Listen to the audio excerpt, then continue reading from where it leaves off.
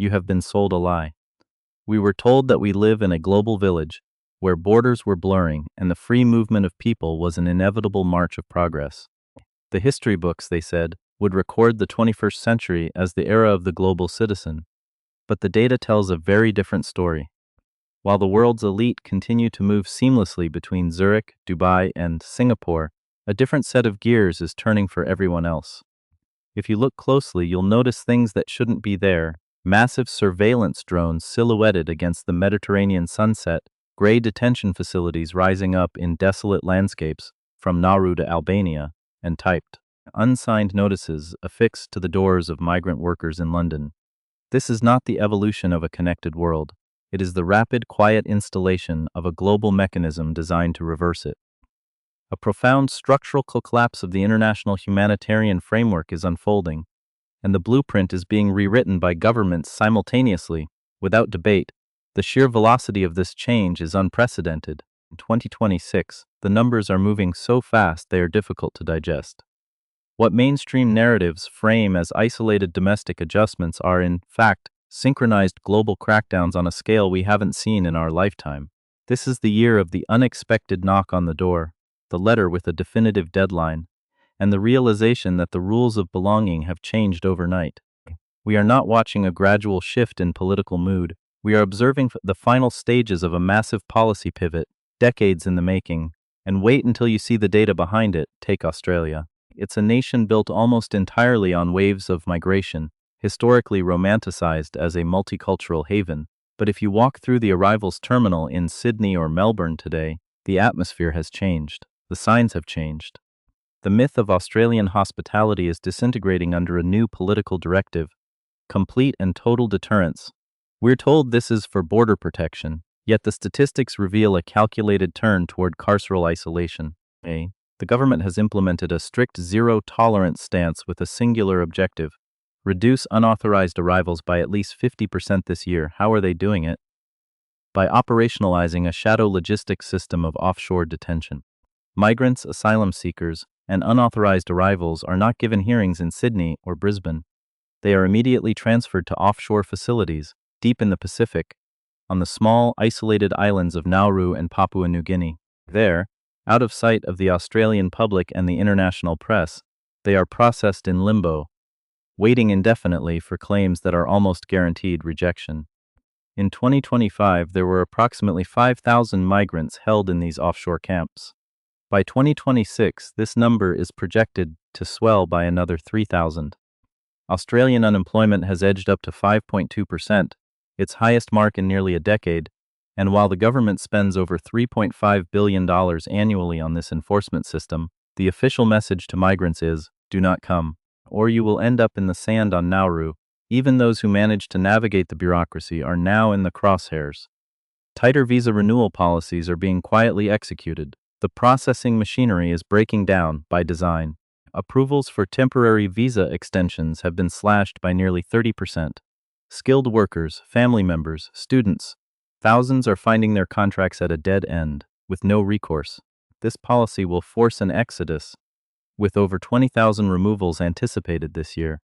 So, we are left with the fundamental contradiction: a country whose GDP growth depends almost entirely on population increase via migration, simultaneously closing the door, sacrificing long-term growth for immediate political signaling. This is not sustainable, yet Australia is committed to the path.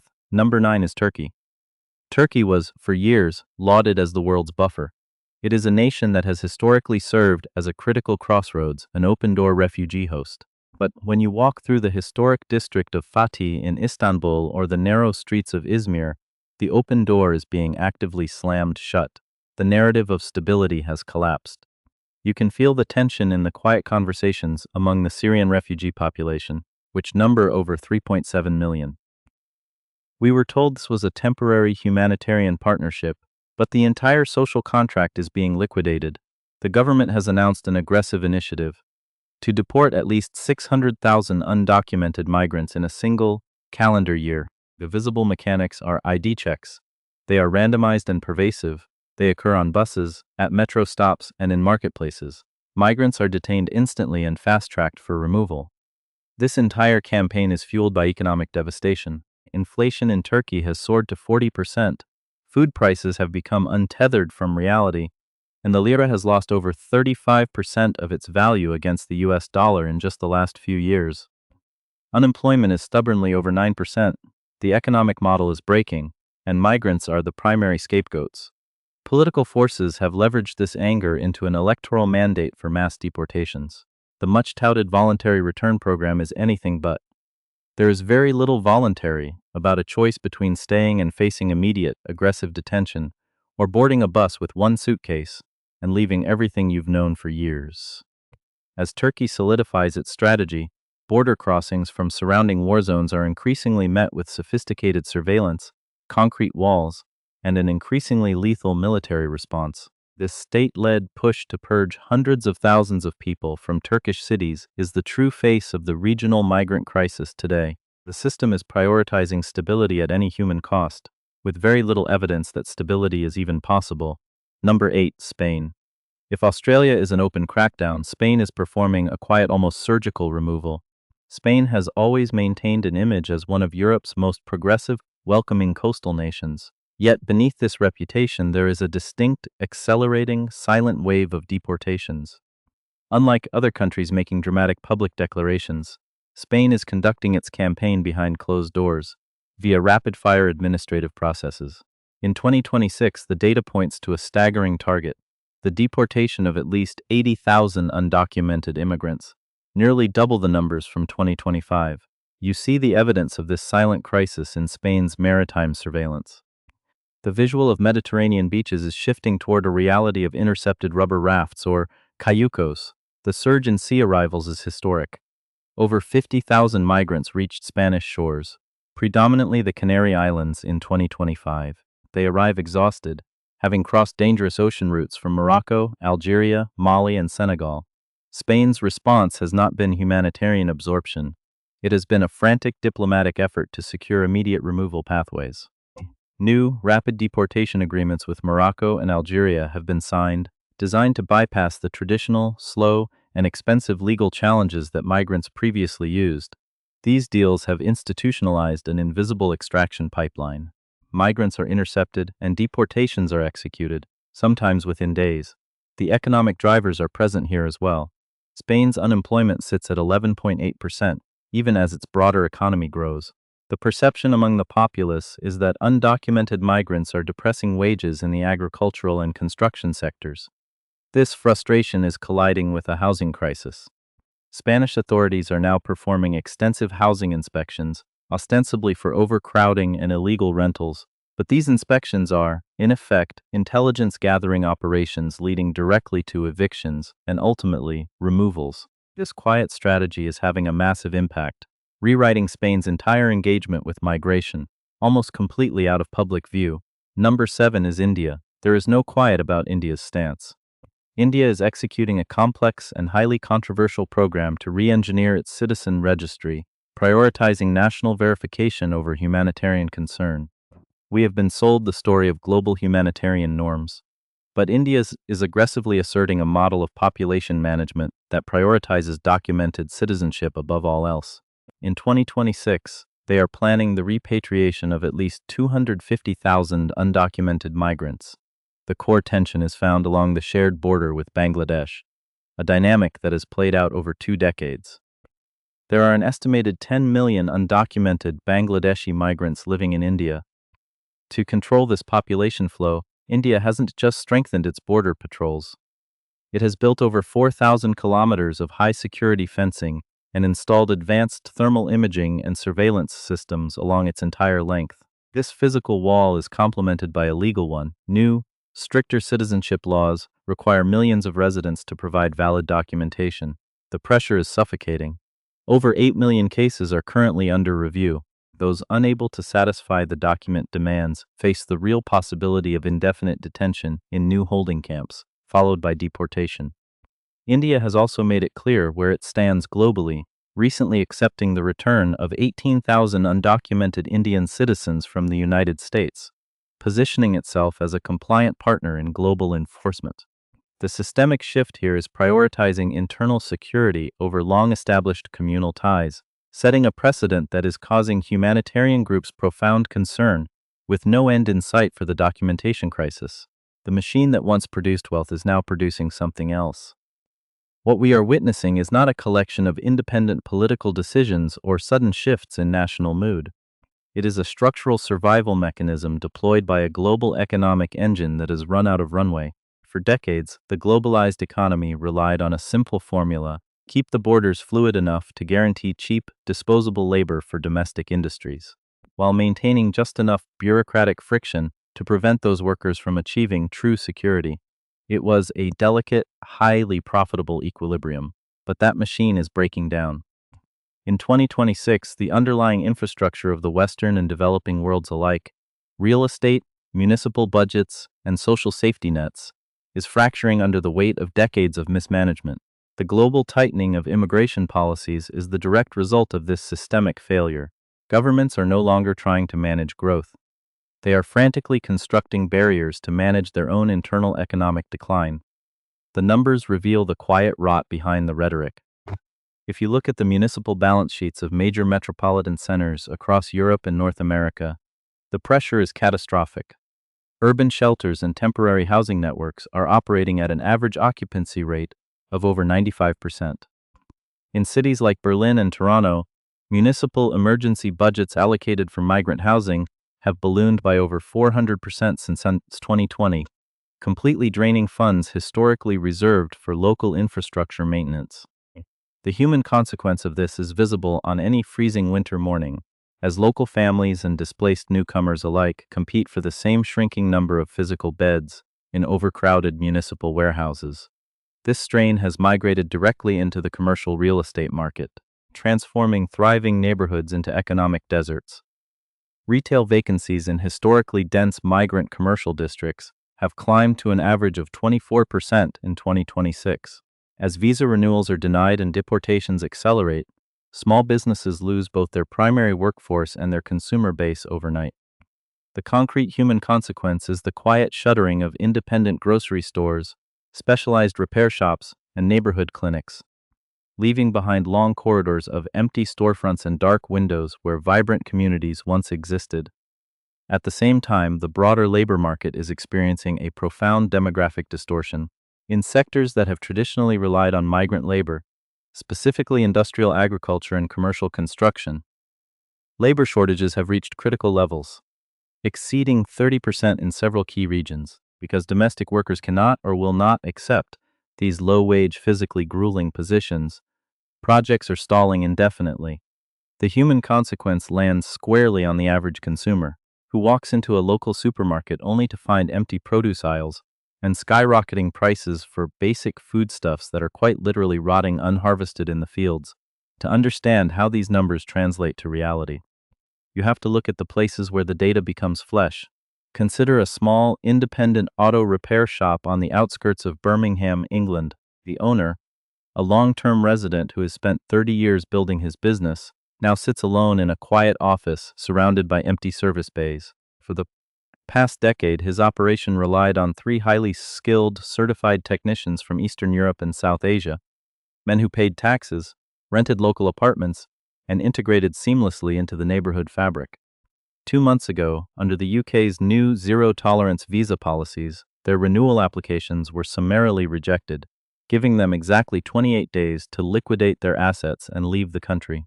Today, the shop owner is forced to turn away 3/4 of his regular clientele because he cannot find qualified local mechanics willing to work for the margins his business requires to survive. His revenue has plummeted by 65%. His suppliers are threatening to cut off his credit lines, and a business that once anchored the local high street is facing imminent bankruptcy. This is not an isolated anomaly. It is the deliberate dismantling of functional microeconomies in the name of national security theater. The structural rot is equally transparent in places like Saudi Arabia, where the aggressive implementation of the Vision 2030 plan has triggered a massive labor vacuum. With foreign workers making up nearly 70% of the private sector workforce, the sudden, forced removal of over 1.2 million undocumented individuals has paralyzed mid-tier logistics and manufacturing hubs. The consequence is felt thousands of miles away in rural villages across Bangladesh and Pakistan. As the flow of global remittances, which previously exceeded $40 billion annually from the Gulf alone, suddenly dries up, local banks in the developing world are facing liquidity crises, and families who depended on those monthly transfers to buy medicine and pay school tuition are thrust instantly back into absolute poverty. This global decline is not a series of random, unfortunate events. It follows a distinct, highly calculated pattern that is visible anywhere wealth concentration has outpaced actual productivity. When an economic system can no longer generate genuine prosperity for its middle class, the state must find a way to absorb the public's mounting financial frustration. The easiest way to do that is to reframe structural resource scarcity, caused by real estate speculation, inflation, and corporate consolidation, as a demographic invasion. The borders are not closing because nations have suddenly become more patriotic. They are closing because the current economic model requires an external enemy to justify its own decay. And this is only the beginning of what the data reveals. The ultimate paradox of this global retreat behind concrete walls and legal barriers is that the resulting decline is completely visible to anyone walking the streets, yet it is flatly denied by the official architecture of power.